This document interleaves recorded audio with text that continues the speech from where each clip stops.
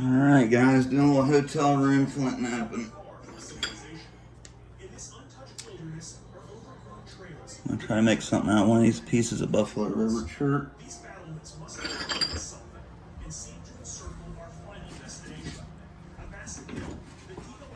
Some really pretty stuff. I held some of this back for myself.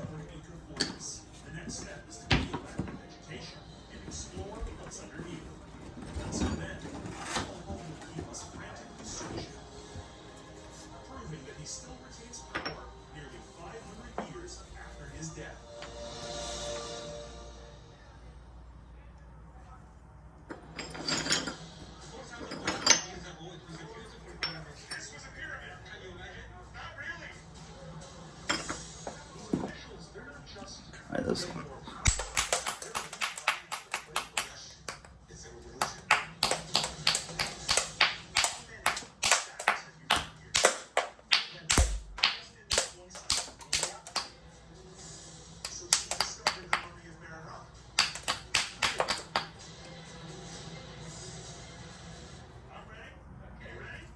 Try to turn this edge that way I can come back on this side and see how the color's doing. I don't think it goes that deep, but might have to try to work towards this side, save that color.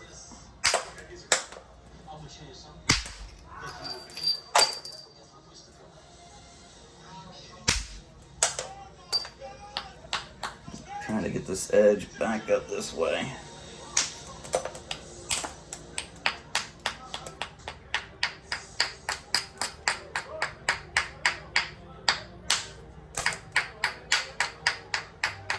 Just raking, it'll knock those delicate edges off there. Found my brayer.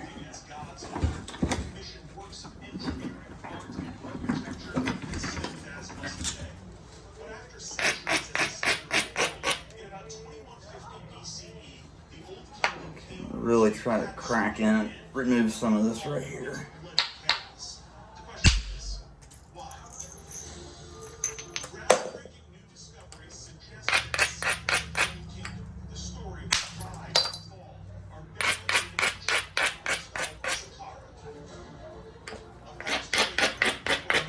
Beef that up a little bit.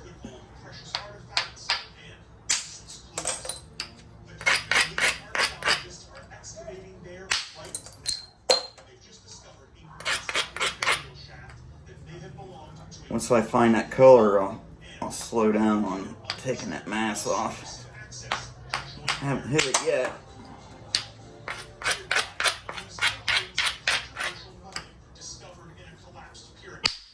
Ooh, I hit that one a little bit too high. I don't think it did anything bad.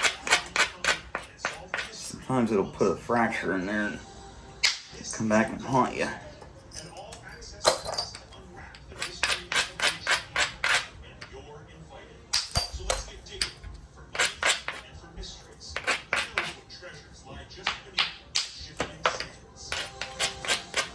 I used to be a flopper, now I'm a flipper.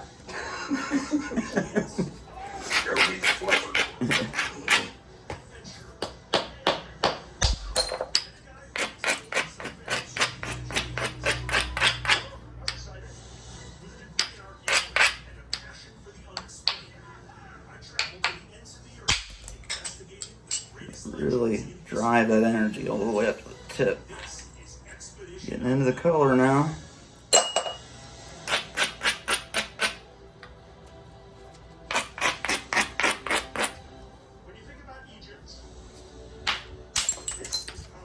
So you guys guessed it, I'm on another rock trip.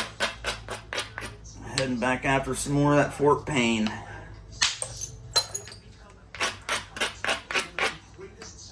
Still got plenty of it left from the first load. I sold a bunch of it though.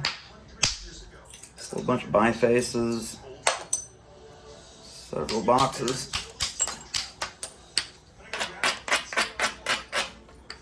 Okay, so now this thing's starting to get regular.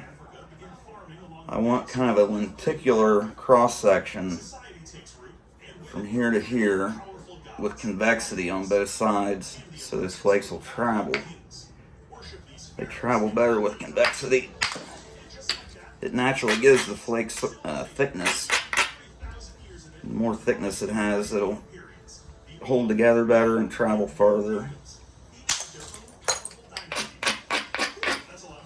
So I'm going to go ahead and sacrifice some of this width, a little bit of it.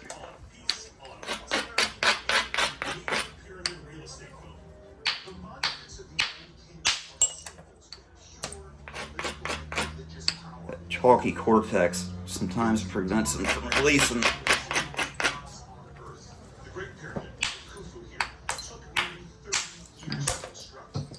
This thing's gonna be beautiful.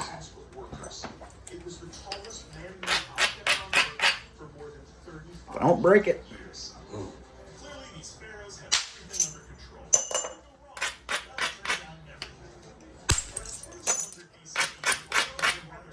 Those real steep angles that are almost 90 degrees, you almost got to get straight in on them to get them to go through there and feather out. If not, they'll go in there and break off and step.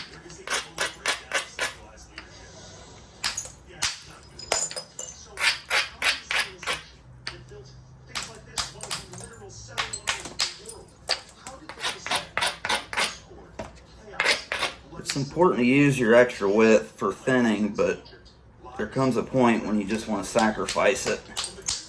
You can sacrifice your edges to set up your angles, you know, basically turning your edge when you're sacrificing your width. So you're doing something useful with it.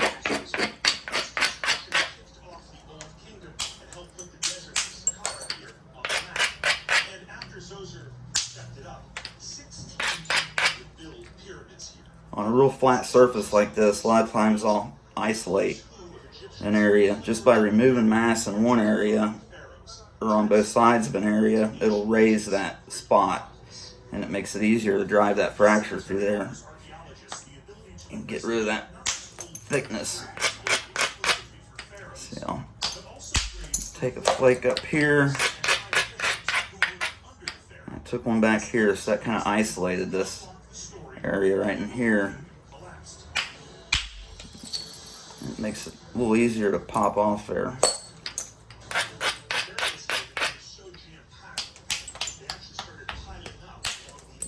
Good. Start thinning my tip out. I'm going to thin your tip and your base, your ends first, and your middle last. Usually, because if you get your middle too thin and you get too much mass on the ends, it'll cause some kind of vibration. It'll just snap in the middle every time.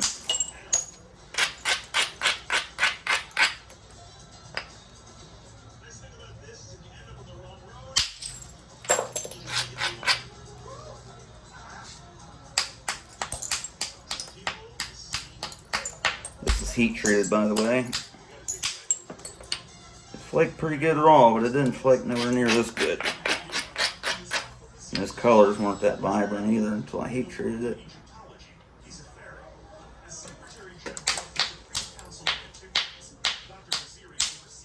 Might try to get some hornstone on this trip too, or maybe scout for some. I don't know what we're gonna do. I got my cousin with me. I think I got him hooked. We might look for some arrowheads somewhere too for a couple days.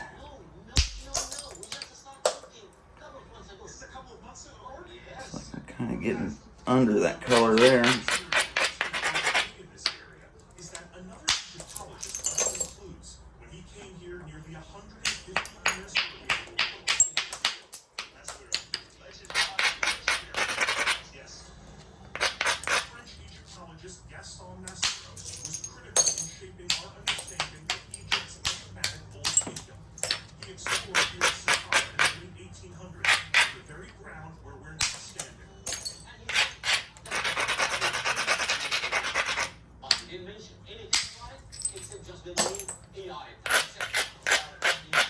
Talk that one into peeling off there. You can really get those fractures to carry through there if you provide a little bit of surface support on the surface of that flake. Sometimes it'll sting the piss out of your fingers, but you get used to it. It doesn't happen that often.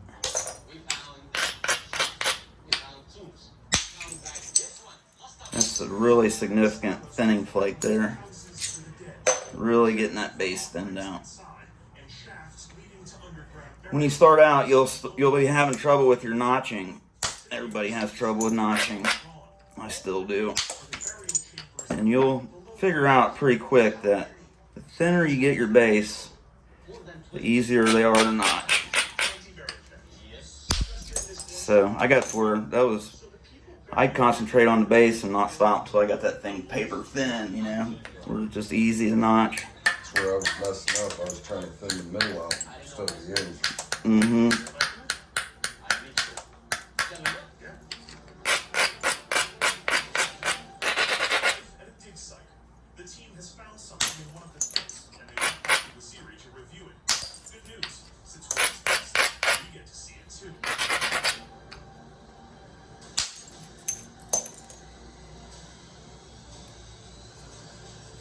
Usually can tell by feeling it almost better than looking at it.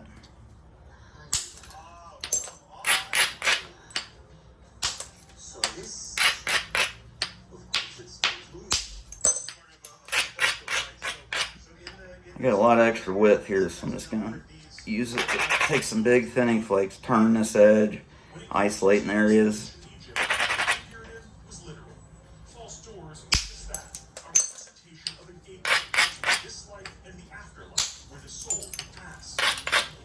And you'll get a feel like it'll just take muscle memory and building that muscle memory. It just takes time to figure out how fast your strike needs to be and how much contact you need to make with that edge and how much support you're using with this hand. You'll get a feel for what you need to do to get, depending on what your edge looks like. You'll start catching on to what'll work and what won't. And sometimes it still won't work. But in the beginning, I like to be really opportunistic. Just kind of work with what I got. Whatever way I can get it off there, I do. But later on, when it starts getting thin, it really pays to get more organized.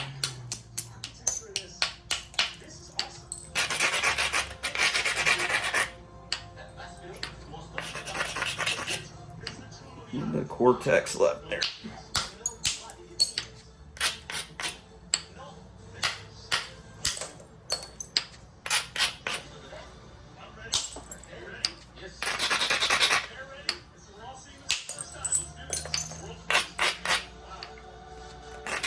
Is that a pumice thing? A what? Pumice thing? Pumice? Yeah. This here? Yeah. No, it's just a grinding wheel for a bench grinder. Coarse grinding wheel.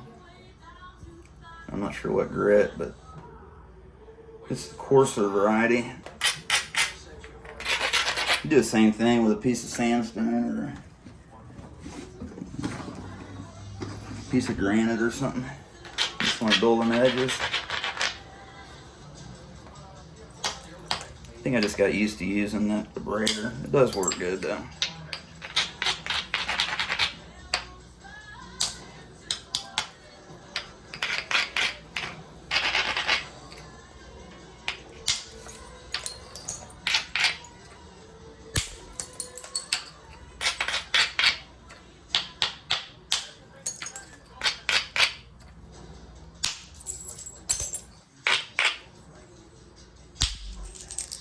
I went for a long time not realizing how straight in I could get hitting the edge and get those flakes to go. I was hitting, more down for a long time and trying to get them to travel different ways. But really, if you just hunker down and get pretty much straight in, especially on these low platforms, you'd be surprised how good it works.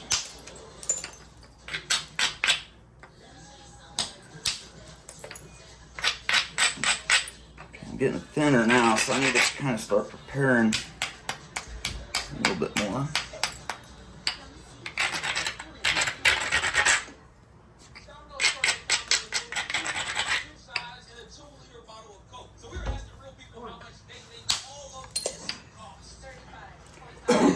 in a little hotel.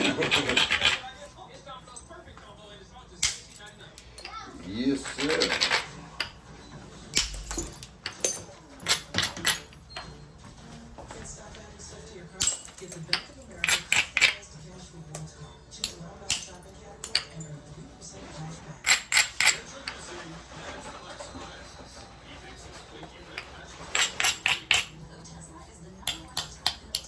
Want water or anything, beer? Nah, I'm good.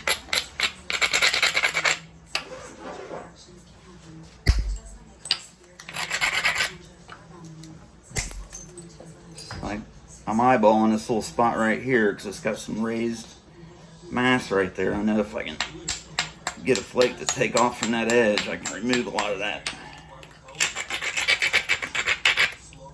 Just turn the edge this way a little bit. These little tiny flakes are tricky to do without stepping it. You almost got to be hitting on an outward.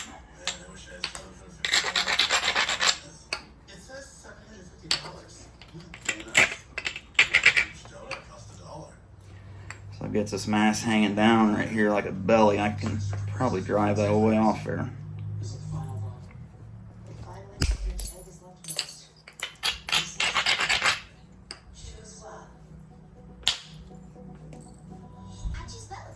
Good and let go.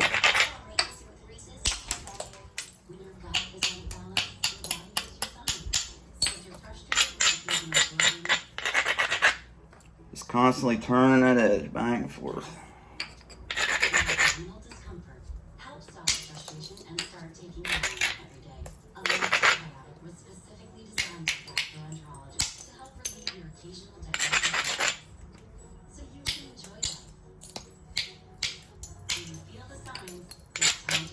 If you support right under the edge on the surface under there, it'll keep those flakes from breaking. Those little short flakes.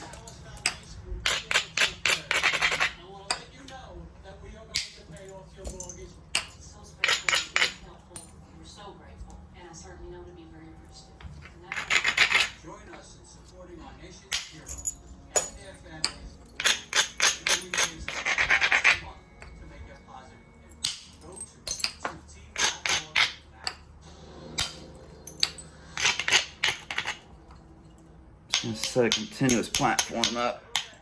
Just drop this whole edge back up this way.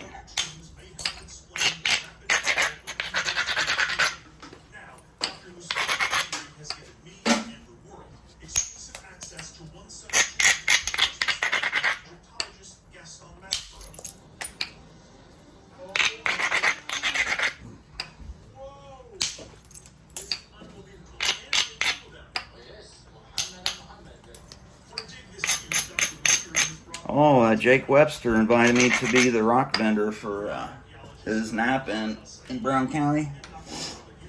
My buddy throws a nap in once a year in Brown County. It's kind of like it's not a huge one, but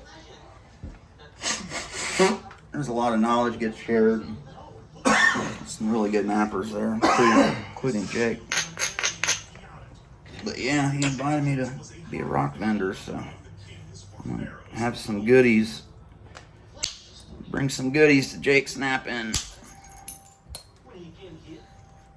I think I shared that post. It's coming up, I think, in May. I'm not sure the dates. I'll have to check.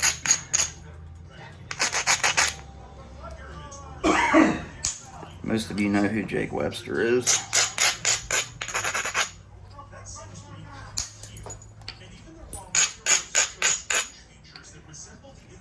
Have a shootout outside the room there.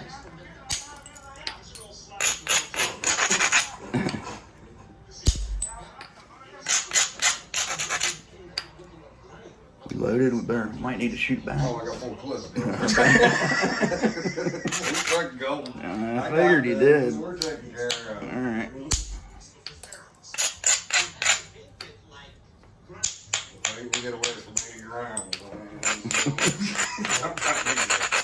Pick up a stick, yeah.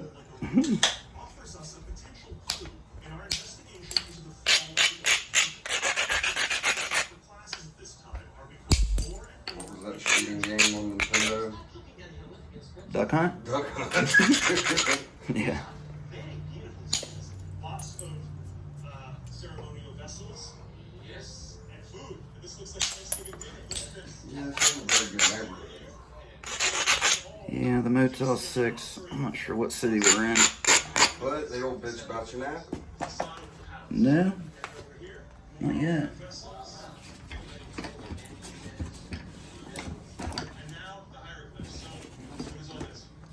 And that one we stayed in Alabama, that was bad.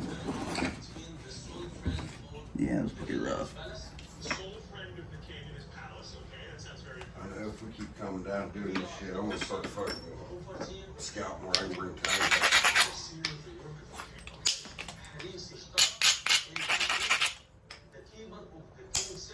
Or at least it's already put in my pocket when I was snakes or Right. I watched that. That was gonna be It's very bold, though, to say that you could stand in the place of the king. It's a big talk. He would have to have been a very to be able to talk like that, right? The king in Iata's time, roughly 2800 BCE, was the old king. that messed up thing. We was watching that documentary or that podcast. Look at the face on this. Bob Lazar. Oh yeah, alien face. I noticed that as soon as you bought it.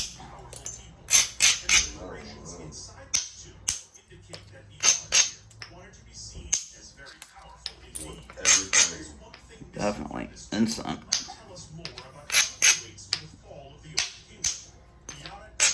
Good. So he was buried down here. This is his burial. When Gaston Maspero initially discovered this tomb over 100 years ago, it had, like so many other tombs in Egypt, been looted hundreds or thousands of years earlier. Did Maspero find the body in this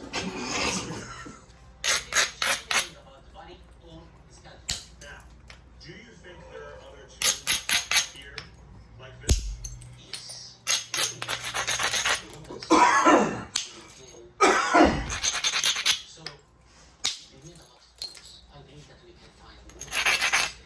Starting to thin down.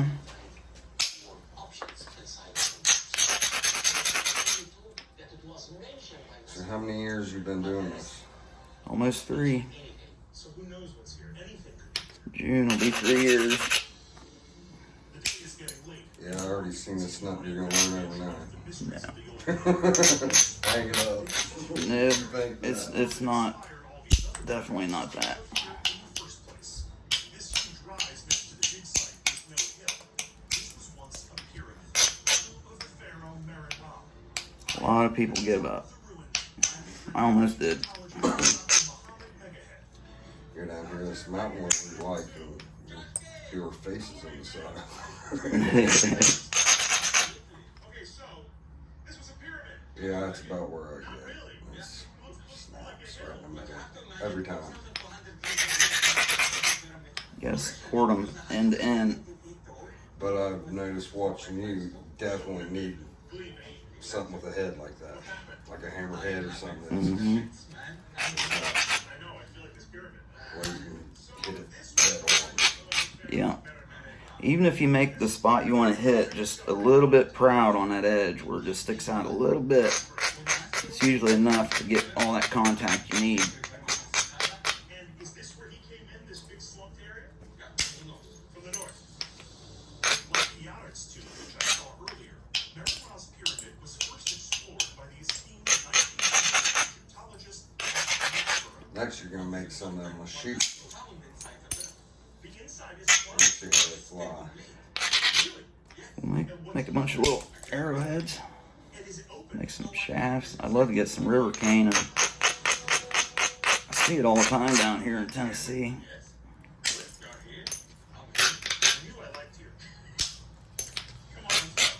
I got some old aluminum arrows. I wonder if you could cut them or groove them in somehow.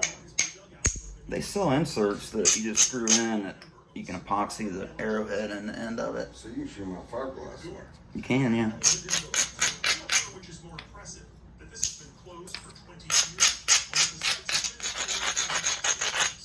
Now we have another door. Door by the moon. It has seals on it. Here Next you need to learn how to make a recurve, and then you blow me a bow with my hair. I've been wanting one for a long time. I've been wanting to build one. Man, that's just cool. One snap, blood pressure behind it. Grant blew that 75th anniversary Hoyt up in my fucking kitchen. I never seen anything like that. Really? Yeah, split man. Oh, went off. There's pieces stuck everywhere. The only thing that wasn't hit was me and him looking at each other. It's scary.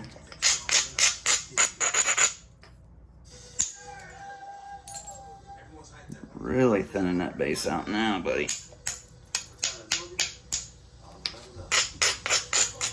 You're gonna be using the same tool the whole time. I started out with this larger one. That's what, yeah, you went to a small one. Yeah, I went to one or two sizes That down. makes you more accurate where you're hitting. Yeah, it kind of slows me down a little bit too. Less pressure. Less, Area of just hit. yeah, just smaller flakes at taking smaller removals.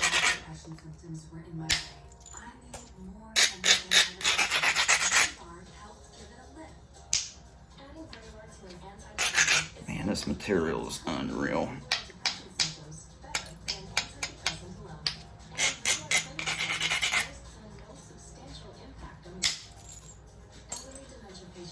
You can't do that with just any rock, you know. No. You just grab that edge and it peels that flake right off there. You can make it look easy too. Report fever, stiff muscles, or confusion, as these may be life-threatening, or uncontrolled muscle movements, which may be permanent. High blood sugar, which can lead to coma or death, weight gain, and high cholesterol may occur. The trick is getting used to learning your edges, because the different tools will take different edges. After a while, you'll start getting kind of familiar with where you can hit and get a good flake. Now, is that general, or is it so different with different people? Like, Yeah, in general, you're gonna need different edge dullness, you know, and steepness, the angles. Like if you're using a hammerstone or something that's hard, you want a real steep faceted angle. And you want to hit down on it, and it drives the fracture in that way. But with copper or something that grabs a little bit better, you can hit right on the edge and get it to grab enough to transfer that energy in there. And the way the bulb of percussion works, when it initiates right there in the edge or above the edge, it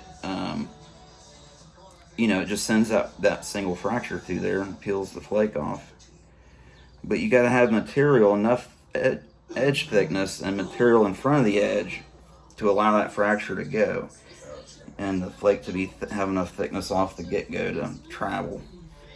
but so some people might like to hit it a different way, like a different tool, or Yeah, people have different tools, different techniques, you name it. Everybody does it a little different, but you know, the principles are the same as far as your edges and stuff. And it's just something that takes a lot of time, getting familiar with what works and what don't. Like you can isolate a little spot. I nap opportunistically mainly, just deal with what's there. And it gets me in trouble sometimes.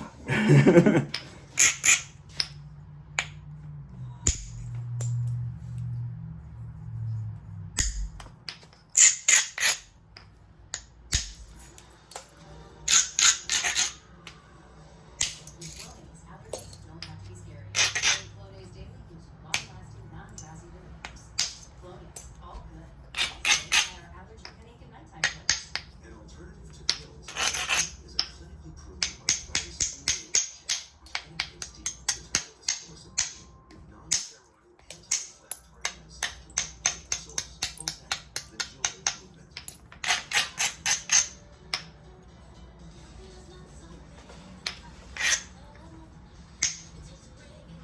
I figured it out. What?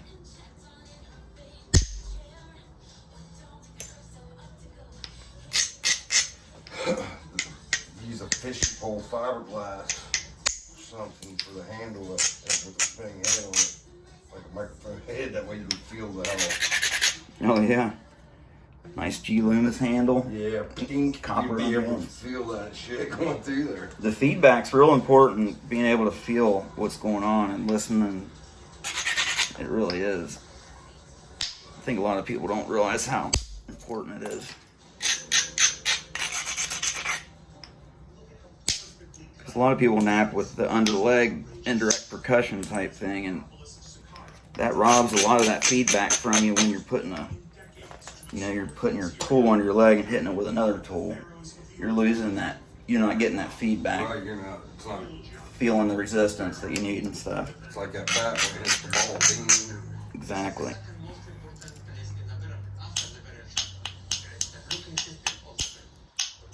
These are doors. And that's why this is loose frame. This is holding this up. And we're directly underneath it. Why are we here? I'll be able to get something like that probably in the next 2 years. Dude, you'll be cranking them out. You're hanging out with me. You're hanging out with the right guy. I'll show you the way. Learning in person from somebody is a lot faster than learning off YouTube. Yeah, you can ask questions. Mm-hmm. Not wanting to let go, so I'm not going to force it.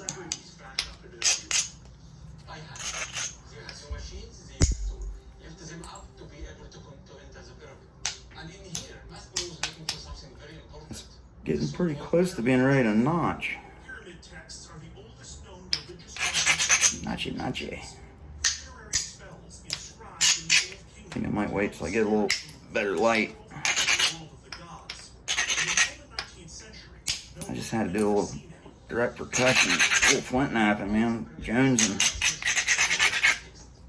because prior to opening these pyramids, nobody knew if these things existed. man, you can thin this stuff out like paper That's thin. what I'm saying. Did Maspero find pyramid text here? In the dark. We move deeper under the collapsed pyramid through the tiny corridor of almost certain death.